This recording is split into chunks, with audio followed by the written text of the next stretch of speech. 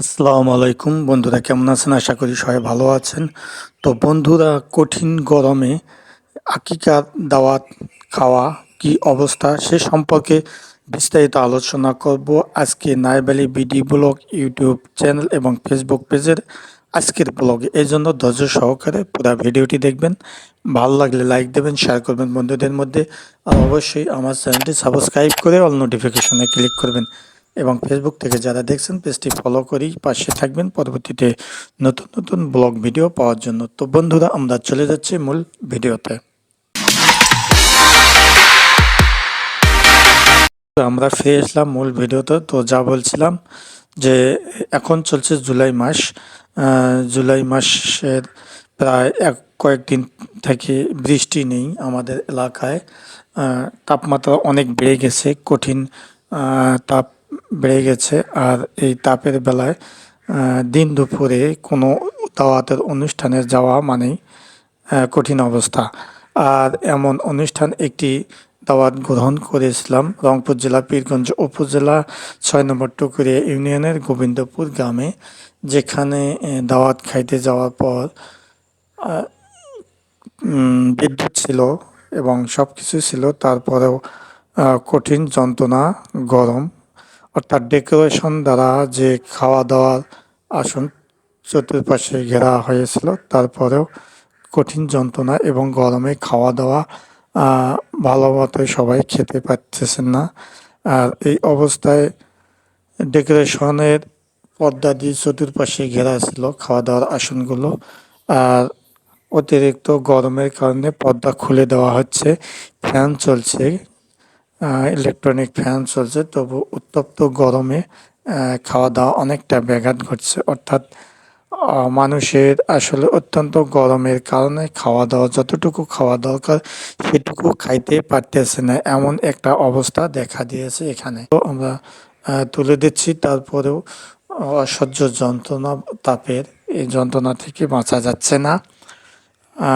ফ্যানও চলছে, তারপরেও দেখুন আসলে দুপুর 2:30-3টা বাজে, এমন অবস্থায় উত্তপ্ত গরম। আমাদের এলাকায় আজকে সারাদিনে কোনো বৃষ্টি হয়নি, এজন্য তাপমাত্রাটা আরও বেড়ে গেছে। আর অতিরিক্ত তাপমাত্রার কারণে এমন দাওয়াতের অনুষ্ঠানে আসলে কঠিন যন্ত্রণা। আমি খাওয়া দাওয়ার সময় অবশ্য পাশে ফ্যান ছিল, তারপরেও অত্যন্ত গা ঘেমে টেমে শেষ হয়ে গেছে, তবু ভালো একটা খাইতে পারিনি। যাই হোক, তারপরেও আমি আপনাদের দেখালাম যে এখানে যারা আরও অন্যান্য গেস্টরা এসেছিল খাওয়া দাওয়া করতে, তো তাদের দেখুন একটি আকিকার বাড়িতে অনুষ্ঠানে খাওয়া দাওয়া, সেই দাওয়াতের অনুষ্ঠানে। তো কেমন এই গরমে, আসলে উত্তপ্ত গরমটা অনেক বেশি। তো এইরকম গরম অবশ্যই গরমে খাওয়া দাওয়া কেমন হয়। তো বন্ধুরা, আসলে আপনারা এমন পজিশনে পড়লে, অর্থাৎ এমন একটি খাওয়া দাওয়ার অনুষ্ঠানে যদি উত্তপ্ত গরম হয়, এমন অবস্থায় আপনারা কি করতেন বা কি করা আপনাদের উচিত ছিল? তো সেই সম্পর্কে পরামর্শ অবশ্যই কমেন্ট সেকশনে জানাবেন।